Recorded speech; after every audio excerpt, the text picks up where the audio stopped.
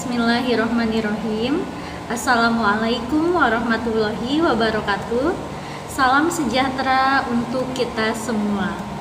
Selamat pagi anak-anak. Apa kabar hari ini?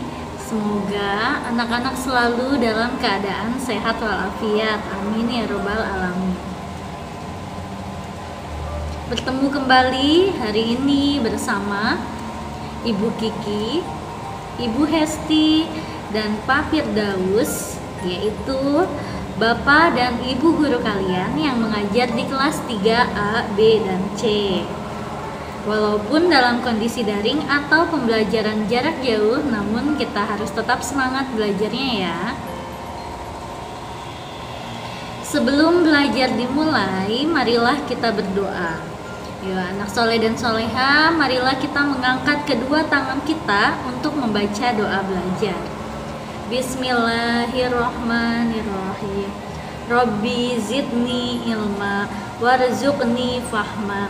Ya Allah, tambahkanlah aku ilmu dan karuniakanlah aku kepahaman. Amin. Dan untuk siswa yang beragama non-muslim, silakan berdoa sesuai dengan keyakinannya masing-masing. Berdoa dimulai. Berdoa selesai. Materi kelas 3 hari ini yaitu tema 7 tentang perkembangan teknologi, subtema 1 tentang perkembangan teknologi produksi pangan, pembelajaran ke-6. Anak soleh dan soleha, marilah kita belajar hari ini dengan penuh semangat ya. Adapun tujuan pembelajarannya yaitu 1.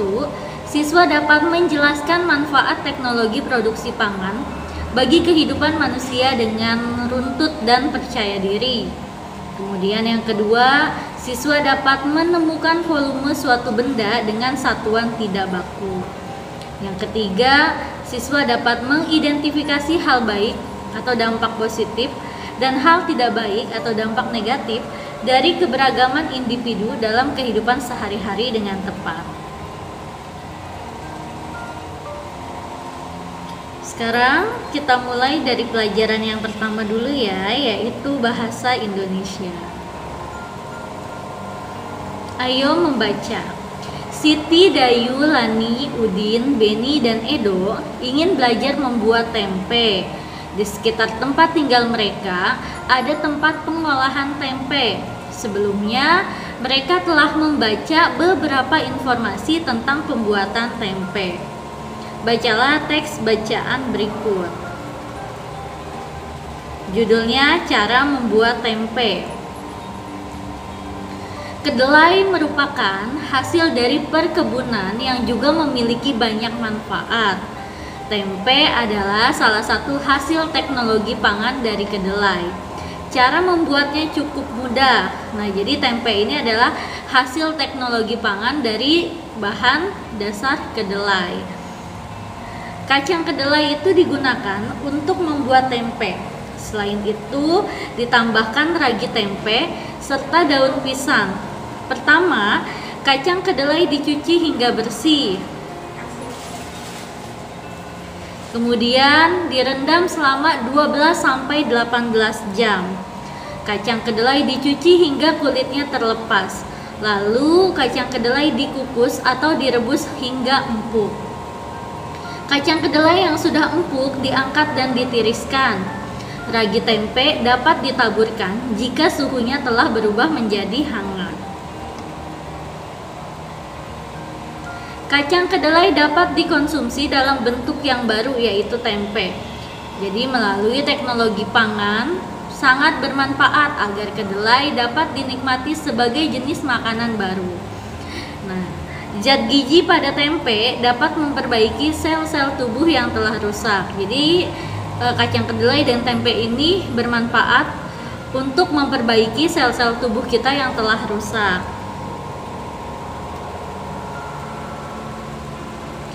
Kacang kedelai dapat dikonsumsi dalam bentuk yang baru yaitu tempe melalui teknologi pangan. Teknologi pangan bermanfaat agar kedelai dapat dinikmati sebagai jenis makanan baru. Zat gizi pada tempe dapat memperbaiki sel-sel tubuh yang telah rusak. Amati teks pada paragraf terakhir. Apa manfaat teknologi pangan terhadap hasil panen kacang kedelai? Uraikan di bawah ini. Jadi, manfaat teknologi pangan yaitu agar kedelai dapat dinikmati sebagai jenis makanan baru. Zat gizi pada tempe dapat memperbaiki sel-sel tubuh yang telah rusak. Lengkapi kalimat di bawah ini, kemudian gunakan kata-kata dalam kotak untuk membantumu. Nah, di sini ada kata konsumsi, ada kata kedelai, kata teknologi, kata proses, dan kata suhu. Jadi kita isi sesuai dengan kata yang ada di atas ini ya. Nah, kita mulai. Tempe merupakan salah satu makanan yang diolah melalui teknologi pangan. Bahan utamanya adalah kacang kedelai dan ragi tempe. Ragi tempe berguna dalam proses perubahan dari kacang kedelai menjadi tempe. Ragi tempe ditaburkan di atas kacang kedelai saat suhu kacang kedelai rebus telah turun dan menjadi hangat. Setelah 1 atau 2 hari, kedelai akan berubah menjadi tempe. Konsumsi tempe akan memberikan manfaat yang baik bagi tubuh. Selanjutnya, kita kerjakan tugas yang pertama, bahasa Indonesia. Isilah titik-titik di bawah ini dengan benar. Nomor 1, salah satu hasil teknologi pangan dari kedelai adalah titik-titik-titik. Nomor 2, zat gizi pada tempe dapat memperbaiki sel-sel tubuh yang telah titik-titik-titik. Nomor 3, manfaat teknologi pangan terhadap hasil panen kacang kedelai adalah titik-titik-titik. Selanjutnya pelajaran kedua yaitu matematika.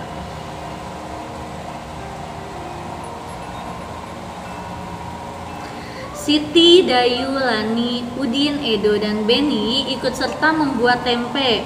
Mereka bekerja sama menyiapkan proses pembuatan tempe. Udin dan Edo menyiapkan kompor dan panci. Dayu mencuci kacang kedelai dibantu oleh Lani. Siti dan Beni bertugas merebus kacang kedelai. Siti harus mengisi panci dengan air. Panci yang tersedia berukuran besar. Gelas untuk menuang air berukuran kecil. Siti menghitung banyaknya gelas berisi air agar panci terisi sampai penuh. Nah, di sini ada gambar 9 gelas dan 1 panci besar berisi air. Jadi 1 panci terisi penuh air setelah dituang 9 gelas satuan. Artinya volume 1 buah panci itu setara dengan 9 gelas satuan. Jadi isi dari air dalam panci itu ukurannya sama dengan 9 gelas yang ada pada gambar ya.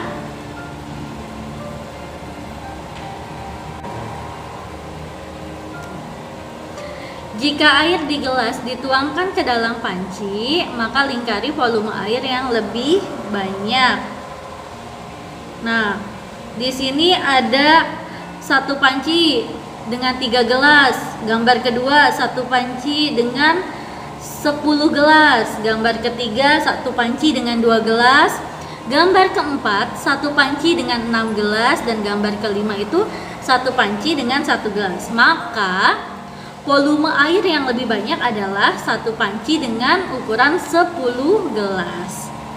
Selanjutnya, tugas kedua, matematika. Kerjakanlah tugas berikut ini dengan benar. Nah, sekarang nomor 4, manakah tempat yang memiliki volume besar? Di sini ada botol A dan botol B. Maka volume yang lebih besar itu yang mana? Apakah jawabannya botol A atau botol B? Kemudian nomor 5, manakah tempat yang memiliki volume besar jika diisi air ya? Di sini ada gelas A dan gelas B. Anak-anak bisa menjawab ya dengan jawaban gelas mana yang memiliki ukuran lebih besar, volume lebih besar, seperti itu. Selanjutnya kita lanjut pelajaran ketiga yaitu PPKN.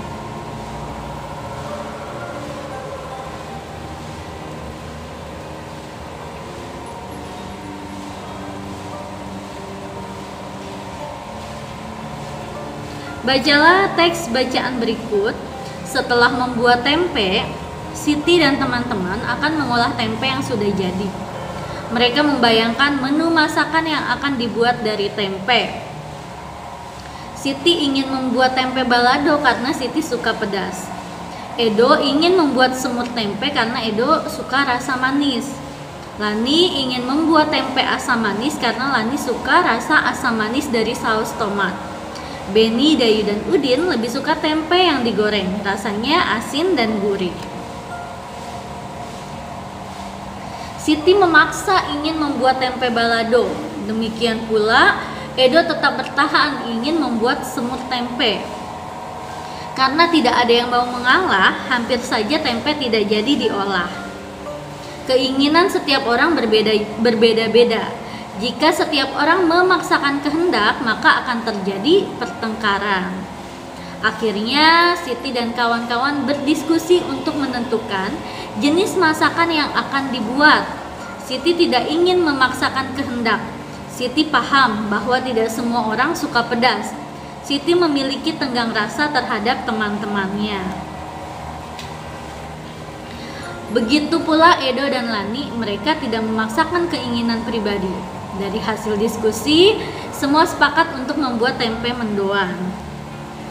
Perbedaan sifat dan kebiasaan dapat menimbulkan pertengkaran jika tidak ada yang mau mengalah.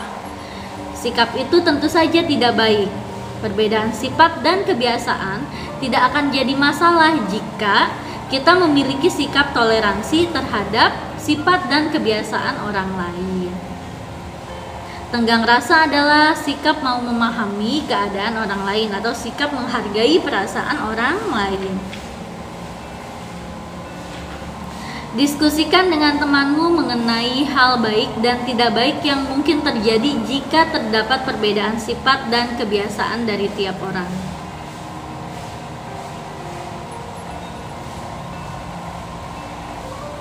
Amati hasil diskusi mengenai berbagai akibat dari adanya perbedaan sifat dan kebiasaan pada setiap orang.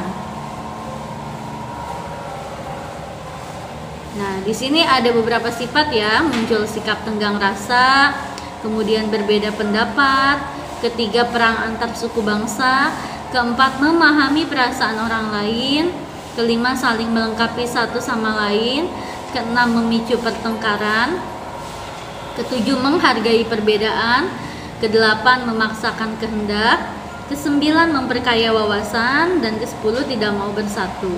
Dari 10 sikap ini ada 10 sikap yang harus kita tiru dan harus kita hindari.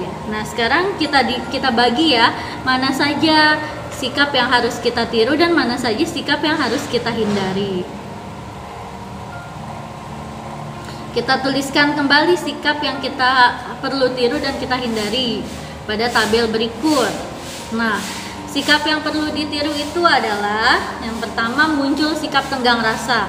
Ini yang harus kita tiru atau kita ikuti. Kemudian yang kedua, memahami perasaan orang lain. Ketiga, saling melengkapi satu sama lain. Keempat, menghargai perbedaan, dan kelima, memperkaya wawasan. Adapun sikap yang perlu kita hindari atau tidak perlu kita ikuti yaitu pertama, berbeda pendapat. Kedua, perang antar suku bangsa. Ketiga, memicu pertengkaran. Keempat, memaksakan kehendak, dan kelima, tidak mau bersatu. Nah, sikap yang perlu ditiru itu akan memberikan akibat yang positif atau baik. Sedangkan sikap yang harus dihindari adalah sikap yang dapat memberikan akibat negatif atau tidak baik. Nah, sekarang kerjakan tugas ketiga ya, PPKN. Isilah titik-titik berikut dengan benar. Nomor 6, jika setiap orang memaksakan kehendak maka akan terjadi titik-titik-titik. Nomor 7, perbedaan sifat dan kebiasaan akan menimbulkan pertengkaran jika tidak ada yang mau titik-titik-titik. Nomor 8, perbedaan sifat dan kebiasaan tidak menjadi masalah jika adanya sikap titik-titik-titik. Nomor 9, contoh sikap yang perlu kita tiru adalah titik-titik-titik. Ini anak-anak boleh isi 2 atau 3 ya. Kemudian nomor 10 juga sama, contoh sikap yang harus kita hindari adalah titik-titik-titik.